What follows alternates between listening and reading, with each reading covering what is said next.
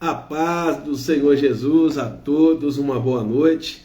Mais uma vez estamos chegando aí com palavras de paz.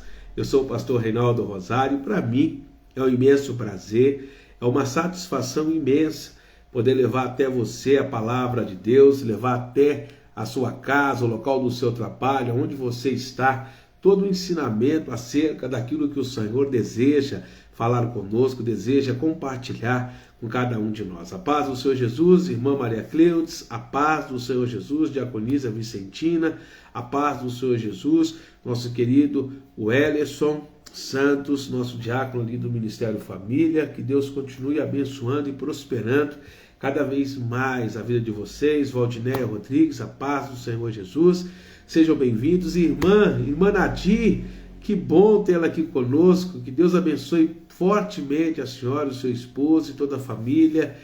É muito bom saber que a senhora está hoje aqui conosco, aprendendo mais acerca da palavra, compartilhando. Irmão Saulo, a paz, meu amado, que Deus abençoe poderosamente a vossa vida. Evangelista Hilda, a paz do Senhor Jesus, seja bem-vinda a mais uma palavra de paz. A todos que estão chegando, aos que já estão compartilhando, faça isso. Faz com que mais pessoas cheguem ao pleno conhecimento de toda a verdade, venham desfrutar conosco de todo esse tempo de aprendizado diante do Senhor, né? Que Deus esteja abençoando. Curta, dê um joinha, faça isso, é muito importante para que cada dia mais um número maior de pessoas sejam alcançados. Faça a sua parte, né? Compartilhe aí no grupo da família, dos amigos, do trabalho. Faça com que outras pessoas também tenham o privilégio, né, de ouvir, de conhecer acerca da palavra de Deus. Ontem nós estávamos pregando e ensinando acerca do Salmos 91. Você lembra? Foi muito bom, porque a gente viu que precisamos habitar no esconderijo do Altíssimo, né? Precisamos estar não só visitando, mas ser participantes de todas as promessas do Senhor. Confiar no nome de Deus, saber que Ele é poderoso, que Ele é glorioso, para que toda a promessa dos Salmos de número 91 se cumpra em nossas vidas. Pois o Salmo 91 não é um amuleto, né? Não é algo que nós temos ali como um talismã, né? Um amuleto da sorte. A paz, irmã Maria Iracema, pastora Edna, paz, mas é algo forte da parte de Deus. É algo que nos leva a realmente a viver e a experimentar coisas extraordinárias da parte do nosso Deus extraordinário, maravilhoso, bondoso, o grande El Shaddai, não é verdade? E hoje vamos aprender mais acerca da palavra. Vamos aprender hoje, a minha esposa, ela sugeriu que nós estivéssemos falando hoje, meditando na palavra, lá no livro, né, do segundo livro de Reis, quando o profeta Eliseu, ele é chamado a fazer uma obra diferenciada, uma obra grandiosa. Olha quem está conosco hoje aí, o Sander Lucas. A paz, meu filho. Manda um abraço aí para o Samuel, para a Sofia, tá bom? Que vocês sejam muito bem-vindos aqui também, meus jovens. Que Deus abençoe poderosamente. Eliseu, ele vai ser chamado para uma obra, uma missão gloriosa. O acampamento onde eles estavam, os filhos dos profetas, os aprendizes, né, desta missão tão nobre que eram os profetas daquela época, eles estavam todos reunidos. E estando reunidos ali, eles decidiram então ir para um outro lugar, ampliar o espaço que eles estavam ali habitando, para que a grandeza de Deus também fosse maior no meio deles. Eles viram uma necessidade de crescimento. Eles repararam que o lugar que eles estavam era um lugar estreito, e eles precisavam então alargar. Aí eles pediram ao profeta Eliseu que os autorizasse ir até o Jordão, buscar lenha, buscar toras, né, madeiras, para edificar novas tendas, fazer um espaço ainda maior, mais abrangente, para que um número maior de discípulos, um maior de profetas, de aprendizes de profeta, não é verdade, pastor Ailton? Se chegassem a eles e vivessem ali uma oportunidade de um aprendizado mais profundo, mais, vamos dizer assim, mais profundo diante de Deus. Só que eles falam uma coisa que me chama a atenção. Eles falam assim: serve o Senhor de ir conosco? Eles chamaram o profeta Eliseu para ir com eles. Eles não quiseram meramente ir, mas falou assim: o Senhor também deseja ir conosco, o Senhor quer ir junto conosco agora para fazer, né, essa missão? Aí o profeta Eliseu falou assim, claro, eu vou sim, é um prazer, né? É para mim uma honra ir com vocês lá. E aí eu já vejo algo aqui interessante. Por mais que na nossa vida, por mais que os nossos projetos, por mais que todos os nossos sonhos sejam sonhos bons, que nós estamos vendo um crescimento, que nós estamos buscando algo grandioso em favor do reino, por mais que nós estejamos sempre visando o crescimento da obra, algo glorioso da parte do Senhor, esses aprendizes de profetas, ele nos ensina algo aqui muito interessante, algo muito importante. Ivânia Vargas, a paz, tudo bem? Deus ele fala assim, que nós temos que ir mesmo, pregar o evangelho, anunciar as boas novas a todas as pessoas, a paz do Senhor Jesus, Bruno, e nós vamos ver que quando esses homens eles se dispõem a ir, eles pedem que o profeta esteja indo com eles. Ou seja, por mais que a minha direção seja boa, por mais que a intenção do meu coração seja para ampliar, para dar crescimento à obra de Deus, eu nunca posso deixar de buscar a direção de Deus. Eu sempre tenho que estar pedindo ao Senhor que esteja me direcionando. Eu sempre tenho que estar pedindo ao Senhor que Ele esteja indo comigo, que Ele esteja me conduzindo, que Ele esteja indo à frente de todo o trabalhar, de toda a obra. É importantíssimo, não é verdade, meu irmão Reginaldo? Muitas vezes, quando nós desejamos fazer algo para Deus, em prol do reino, nós achando que Deus ele vai se agradar, a gente acaba cometendo essa falha, de não convidar o Senhor, de não chamar para estar indo conosco, não indo como companheiro nosso, mas indo como nosso direcionador, o nosso guia, aquele que vai à nossa frente conduzindo. Porque a presença de Deus é garantia de sucesso. A presença de Deus é a certeza que tudo vai bem, que tudo vai transcorrer conforme a vontade perfeita, boa e agradável do Senhor. Quando eu chamo Deus para estar comigo, quando eu chamo o Senhor para fazer parte de toda a obra, de fazer parte de tudo aquilo que nós estamos dispostos agora a fazer, as coisas transcorrem bem, as coisas mudam. Então é essencial, é de suma importância que quando nós vamos fazer qualquer coisa, seja no âmbito pessoal, ou no âmbito espiritual, ou na questão familiar, trabalhista, profissional, seja qual for a área, convidar ao Senhor, pedir que o Senhor esteja conosco, que esteja indo à nossa frente, sendo o nosso condutor. Até mais, quando eles clamam para que o profeta Eliseu esteja indo com eles, eles vão estar pedindo que ele esteja ali velando, que ele esteja intercedendo, que ele seja a ponte de ligação de Deus e eles e Deus. Ou seja, eles teriam uma resposta imediata em qualquer circunstância que eles necessitassem de clamar. Porque o profeta era a voz de Deus no meio do povo. Era o elo de ligação entre o povo e Deus. O profeta era um fator primordial naquela época. Era aquele que fazia a ligação entre as nações e o Deus que serviam.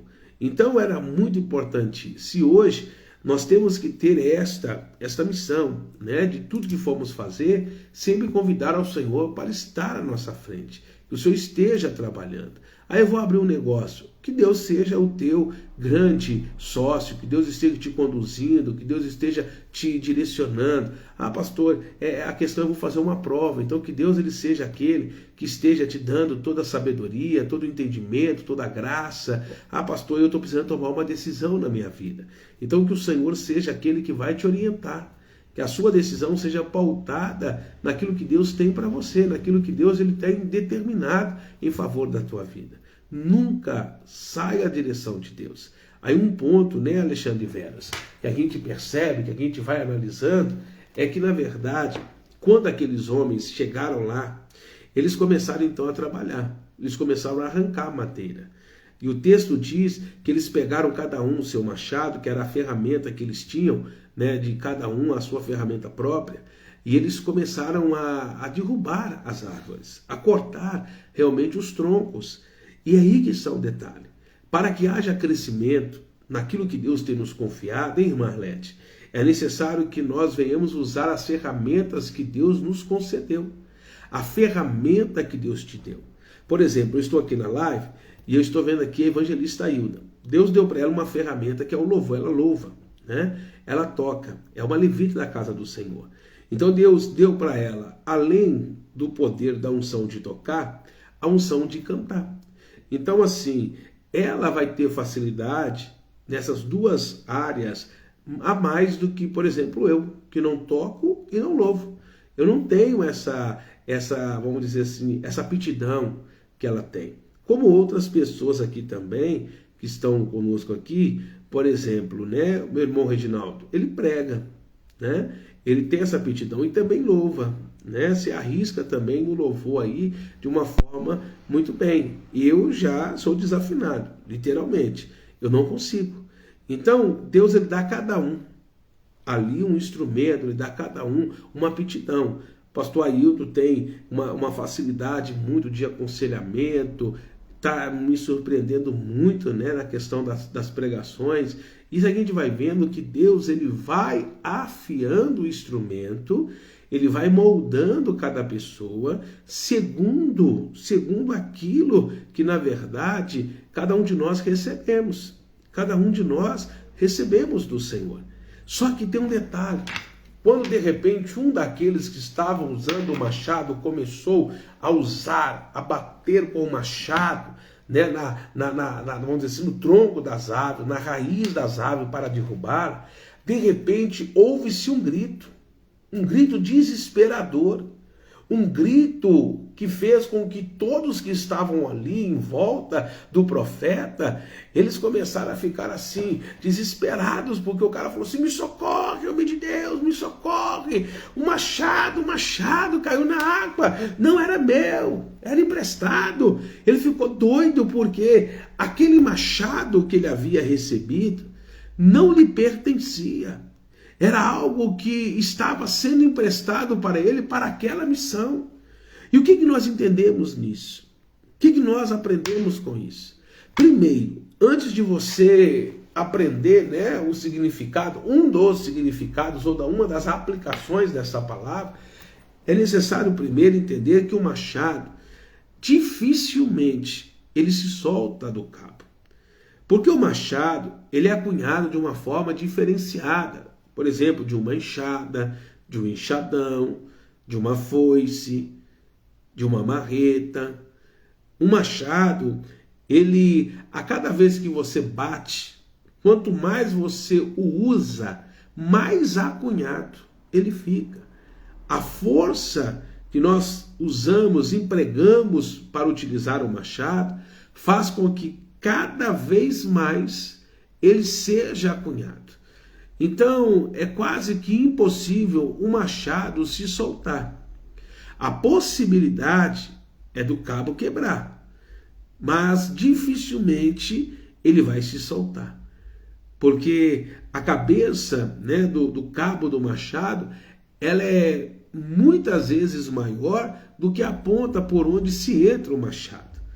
Então, cada vez que você usa o emprego da força, né, que você emprega a força, e você bate contra a madeira e você tem que forçar o cabo para soltar o machado, aquilo faz com que o machado preso ao tronco, e ao você fazer a força contrária para o arrancar, ele acue mais, ele fique mais arrochado. Então é quase que impossível um cabo se soltar do machado ou o machado se soltar do cabo. A não ser, como eu disse, se esse cabo se quebra, uma madeira não muito apropriada, uma madeira não curtida, uma madeira que não esteja realmente preparada para tal finalidade, esteja verde, né? E com isso ela pode vir realmente a lascar ou a quebrar. Isso acontece. Mas a palavra diz que o machado soltou-se. Aí que entra 3 questões de suma importância. Primeiro, a imperícia. Não havia naquele homem habilidade o suficiente para o manuseio daquele machado. Ele não soube acunhar, ele não soube escolher o cabo. Infelizmente, o cabo que ele pegou, pela sua imperícia, foi inapropriado. Por isso ele sofreu esse dano. Por isso ele viu essa situação se estabelecer diante de todos aqueles, mostrando que ele fez algo que ele não conhecia, que ele não tinha propriedade, que ele não sabia, na verdade, como manusear. E aí, trazendo isso para as nossas vidas, infelizmente, há muitas pessoas que às vezes querem fazer algo que nem sabem de fato como deveriam executar. E isso leva a pessoa a um fracasso, a passar por um momento de vergonha, porque se ela não estiver arrochada, se ela não estiver firmada, se ela não tiver a certeza do que ela está fazendo, ela vai passar vergonha. É como se ela visse tudo aquilo que ela tinha nas suas mãos sendo esvaecido, ou seja, sumindo, se esvairindo do seu controle. Por outro lado, o segundo ponto, além da imperícia, a gente vê que ele era muito ainda imaturo. Porque além do machado se soltar do cabo, ele começa a gritar desesperado. A pessoa imatura, ela entra em desespero. Ainda que eu seja uma pessoa, vamos dizer assim, que não possua toda a habilidade, eu tenho que ter uma maturidade. Eu tenho que saber, entender que há riscos quando nós estamos realmente desempenhando um trabalho. Há riscos. E eu não posso me desesperar por questões que me fogem o controle, me foge o domínio. E ele começou a ficar inquieto, desesperado, ele ficou doido, né? Ele começou a gritar, mas isso eu até entendo, por um lado, que é o terceiro ponto, porque ele deveria prestar conta daquilo que ele havia pego emprestado. E aí nós vamos entrar no mundo espiritual agora. Tudo que nós temos, se não tivermos uma maturidade, se não formos realmente homens e mulheres já maduros, nós vamos entrar em desespero. Porque sabemos que no final de toda a nossa trajetória, de todo o nosso caminhar, haverá uma prestação de conta. Daí está a razão daquele homem entrar em choque, começar a gritar, ficar desesperado e dizer, não é meu, o machado era emprestado, eu tenho que prestar conta, e agora, quando me cobrar ele? E era uma ferramenta muito importante, caríssima. E hoje, Deus tem nos dado e confiado talentos, ferramentas de suma importância para que venhamos desempenhar o nosso papel, o nosso chamado. Só que muitos de nós não estamos perdendo o machado do cabo. Na verdade, estamos deixando a ferramenta enferrujar. Estamos deixando a ferramenta ficar inutilizável. Estamos deixando a ferramenta ficar cega. Estamos usando a ferramenta de qualquer maneira. Estamos deixando que a ferramenta, ela crie dente, sendo que ela tinha que estar afiada, ela tinha que cortar e não morder, está entendendo? Não mascar. Muitas vezes a gente vê uma faca que não corta, porque a faca está cheia de dentes, está cega. Assim é o machado. Nós tínhamos que estar sempre afiados, prontos para toda boa obra, para todo tempo diante do Senhor, para desempenhar todas as missões que o Senhor nos confia. Aí eu quero te perguntar hoje, meu irmão, como que está a sua vida espiritualmente falando? Você está sendo um machado pronto para ser usado pelo Espírito Santo? E outro detalhe, o machado, por conta da imperícia daquele homem, ele não estava acunhado, ele não estava firmado, ele estava frouxo. Aí tem muitas pessoas que se encontram frouxas diante da obra. O Senhor falou, aquele que estiver frouxo no dia de batalha, esse vai perder, esse não vai ter vitória, não irá triunfar. Eu não posso me encontrar frouxo no dia da batalha, não. Eu tenho que estar pronto, preparado, arrochado. Eu tenho que estar firmado. Tem muitas pessoas que ainda não entenderam isso. Andam numa vida como fosse corda bamba. Não se firmam. Não se colocam a estar alicerçados verdadeiramente diante do Senhor. E isso é um erro. Porque Deus, Ele não gosta de pessoas que vivem entre dois pensamentos, cocheando entre dois pensamentos, não. Nós temos que decidir o que nós queremos. enquanto servos de Deus, enquanto aqueles que trabalham na obra, enquanto aqueles que foram comissionados a uma missão, nós temos que estar alicerçados diante de Deus. E aí eu te pergunto, teu machado está como? Porque o machado, ele tem um ponto muito importante. A cada vez que ele bate no tronco, às vezes as pessoas não sabem usar o machado. O machado, ele tem uma técnica. O machado, ele não vai bater sempre no mesmo lugar, não. Quando a pessoa ela não tem perícia, né, em manusear o machado, ela comete erros que vai criar calos na sua mão. Primeiramente porque toda ferramenta que possui cabo, seja um martelo, seja uma marreta, seja uma pá, uma enxada, seja uma foice, seja uma picareta, qualquer ferramenta, até a boca de lobo, todas as ferramentas que usam um cabo, seja de ferro, seja de madeira, você tem que trabalhar com ele primeiro, não sufocando. Por isso que tem um cabo, porque a ferramenta ela trabalha longe da nossa mão. Ela trabalha longe, na verdade, dos braços daquele que manuseia. E outra coisa, a nossa mão ela tem que estar disposta, vamos dizer assim, a abrir e a fechar, nunca ficar agarrada. Quando a pessoa ela usa o machado, ela tem que bater soltando e segurando para retirar. Porque quando ela bate, ela solta, aquilo não deixa que a madeira ou ferro flexione a sua pele, causando rapidamente um calo. E aquele calo, ele arrebenta e a pessoa fica com a mão sensível, rapidamente ela larga. Infelizmente está cheio de pessoas assim, que quer começar a obra apertando demais e acaba se ferindo, se machucando, não suporta muito tempo. E por conta das feridas, dos calos que a pessoa acaba adquirindo, ela se torna muito sensível. Por qualquer coisinha, ela larga. Ela já não coloca a mão mais no arado. Ela desiste facilmente. Está entendendo a visão? Outro ponto do machado é que o machado ele tem 2 golpes. Ele tem o primeiro e o segundo. Os 2 golpes trabalham alternados. O primeiro golpe ele sempre é dado de cima para baixo. E o segundo golpe ele é dado como fosse na horizontal. O primeiro ele corta a árvore como na diagonal e o segundo golpe ele vai na horizontal.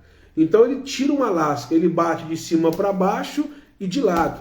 Então ele vai tirando lascas, né? Ele trabalha de cima e lasca, de cima e lasca. E tem pessoas que querem bater só numa posição. Isso não vai gerar nada. O que faz é o machado engarrar e custar tirar. A pessoa fica lá fazendo força, né? Às vezes até perde o equilíbrio. Por quê? Porque não sabe manusear. Então não é por força, nem por violência. É por saber manejar. É um golpe diagonal e um golpe horizontal. É como você cortasse de cima para baixo e depois tirasse a lasca. Tira mais um pedaço, corta a lasca. Aí você vai tirando aos poucos. Você vai tirando de pouquinho a pouquinho. Vai tirando lascas e lascas. É simples. Aí, o que Deus está nos ensinando? Que a obra de Deus é feita dessa forma. A gente tem que ter essa maldade, né? Vamos dizer assim, numa linguagem mais coloquial. A gente tem que ter essa maturidade de ter paciência, de saber realmente trabalhar e trabalhar da maneira certa, de uma forma que tudo vai cooperando para o bem daquilo que a gente está fazendo. Aí eu vejo muitas pessoas afoitas, tem que ser do meu jeito, é assim, se não gostou, não gostou, comigo é assim mesmo, eu falo e pronto, mas não é assim. Jesus, sendo o Filho de Deus, ele não agiu dessa forma. Ele sabia esperar. Tem hora que você vai dar um golpe diagonal, depois você vai dar um outro horizontal. É de pouquinho em pouquinho. Seja paciente, tenha temperança, mansidão, tenha domínio próprio. É uma terapia, né? O machado é como se fosse uma terapia. Quanto maior a tora da madeira, quanto maior o tronco da árvore, mais tempo vai se levar, mais tempo Deus vai trabalhar conosco. E cada vez que você bate o machado no tronco da árvore, você cria resistência, a sua musculatura ela vai sendo trabalhada. E às vezes Deus te colocou um tronco largo, né? Um tronco, vamos dizer assim, espesso. E aí é difícil para você não está conseguindo derrubar essa árvore. E aí o machado quebrou, o machado se soltou, o machado criou dente, só que ele não é seu. A imperícia fez você estragar, danificar a ferramenta que Deus te emprestou. Aí eu te pergunto, meu amado, eu te pergunto, minha querida, diante de Deus, você está como? Como que está a sua ferramenta? E a ferramenta, o machado aqui, representa o seu ministério. O seu ministério diante de Deus. Como que está o seu ministério diante de Deus? Aquilo que Deus te confiou. Você que foi chamado a louvar, você que foi chamado a pregar, você que foi chamado a evangelizar, você que foi chamado ao ministério de dança, ao ministério pastoral, ao ministério de ensino, você que foi chamado ao ministério de consolidação, você que foi chamado ao ministério, vamos dizer, do diaconato, você que foi chamado ao ministério de casais, ministério de jovens. Você está enterrando o seu talento? Está deixando o seu machado nadar ou afundar nas águas? E aí? Uma hora você vai prestar conta do seu machado. Ele não é seu. O teu ministério não é seu. Deus, ele te emprestou um dom. Ele te emprestou um talento. Por isso que Jesus contou aquelas parábolas. E vindo o Senhor, ele quis prestar conta dos talentos. E aí? O que você está fazendo com o seu talento? Onde você está usando o seu talento? De que maneira o seu talento está sendo fixado diante da obra do Senhor? Compreendeu? É muito sério. Porque não basta fazer. Tem que saber fazer. Não é fazer para mim, para o homem, não. É saber fazer para Deus. Não adianta ficar pregando para Deus e o mundo se a sua pregação não te convence. Se você mesmo não consegue se convencer com a sua própria pregação. Às vezes a gente prega para todo mundo e a gente precisa ser convertido pela nossa própria pregação e não conseguimos.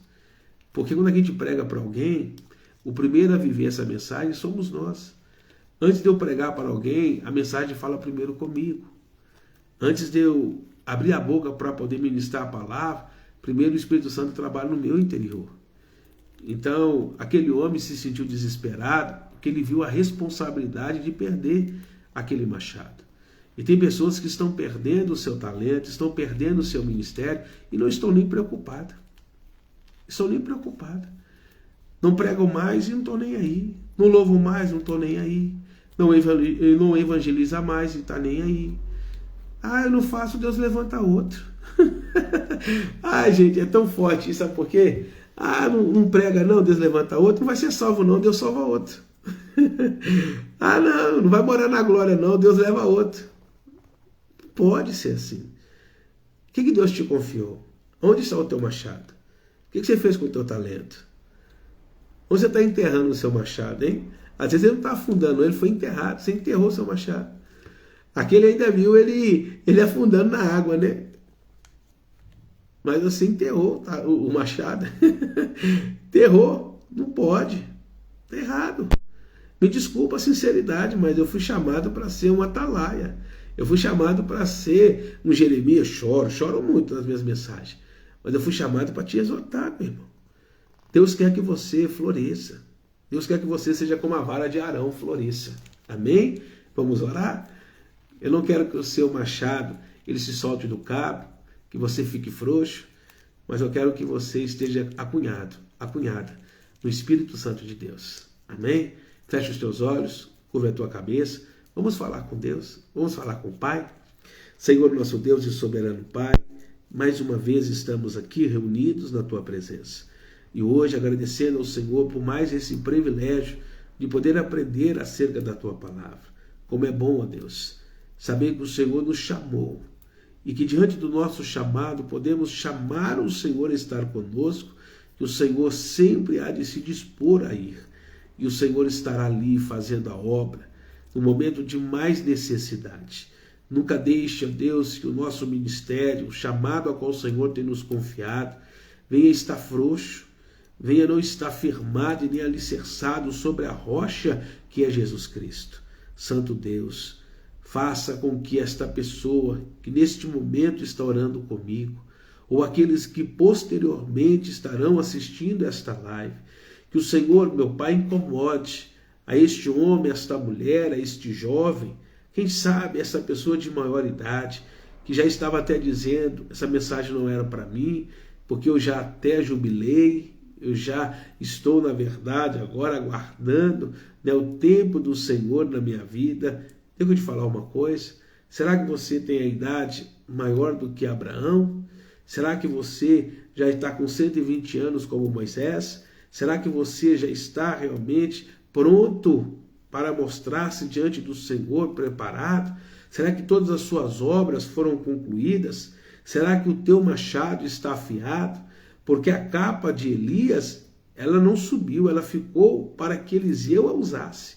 O seu machado, você vai ter que apresentar diante do Senhor. É algo pessoal. E ele foi emprestado a você. O teu ministério, o teu chamado, você vai prestar conta. E se Deus ainda não te chamou à prestação de conta, quer dizer que você ainda não foi liberado, você não está agora uma pessoa, vamos dizer assim, omissa, né, das suas obrigações, você tem que cumprir. Não há idade para se cumprir o chamado de Deus, porque não é pela nossa força, não é pela nossa habilidade, o nosso chamado ele é exercido pela graça, pela unção do Espírito. Então, independente de qual seja a sua idade, qual seja hoje, né, vamos dizer assim, o tempo que você já está sendo utilizado na obra de Deus, quanto mais Deus te usar, mais afinado, mais alinhado, mais fixado você vai estar. Então, não existe essa desculpa para Deus. Não existe, existe pessoas mais preparadas, já tem jovens demais na igreja, já tem pessoas de sangue novo, eu já estou cansado. Então você nunca pregou que o Senhor renova as forças daqueles que estão cansados, ó Pai? Essa pessoa nunca, ela usou a expressão que o Senhor dá sonho aos velhos, dá visões aos jovens, que o Senhor derrama o teu Espírito Santo e renova a força daquele que está a ponto de desistir. Por que servia só para uns e não serve para este ou para esta? Ah, meu Deus, envia o teu Espírito Santo. Faça com que esta pessoa verdadeiramente ela tenha um encontro com o Senhor ao ponto de toda a sua vida ser transformada, de ser mudada, para que possamos fazer além daquilo que está ao nosso alcance, carnalmente falando, humanamente, meu Pai, agora declarando. Queremos que o Senhor nos capacite, queremos que a virtude do Teu Espírito Santo, ela cresça em nós de tal modo que venhamos ser usados de uma forma gloriosa, mas não só de boca, Pai. Não queremos ser só apontamentos para as pessoas. Ah, por que você não fez isso? Ah, por que você não está na igreja? Ah, isso não. Nós queremos ser chamariz, queremos ser a luz deste mundo, o sol desta terra, queremos ser diferentes. Portanto, ó Deus, faça com que o nosso machado esteja acunhado ao cabo que é o Teu Espírito Santo, e que a obra, ela flua, que a obra sempre cresça, e que nada, meu Pai, nada seja contrário àquilo que o Senhor tem determinado. É o que eu lhe peço, em nome de Jesus, e que assim, meu Deus, seja feito. Amém, e graças a Deus. Amém? Você crê nesta palavra? É a palavra de paz que Deus trouxe para nós hoje. Quantos já não entregaram, hein? Quantos já não estão mais, vamos dizer assim, sem forças? Mas é só buscar no Senhor, é só buscar em Deus, não é, irmã Nath? É só buscar em Deus que Deus renova as nossas forças. Amém? Então eu estou ficando por aqui, mais uma palavra de paz concluída, e Deus abençoe o nosso domingo maravilhoso que inicia-se agora. Ele também receba a nossa gratidão por todo o sábado maravilhoso que Ele nos concedeu. Alexandre Vera, Nilmar Duarte, todos vocês que estão me acompanhando, todos vocês que estão sempre ligados aqui no Palavra de Paz, o meu forte abraço, até logo mais, quando nós estaremos então trazendo mais palavras de paz, trazendo mais ensinamentos, mais uma palavra frutificadora aos nossos corações. Forte abraço, até logo mais.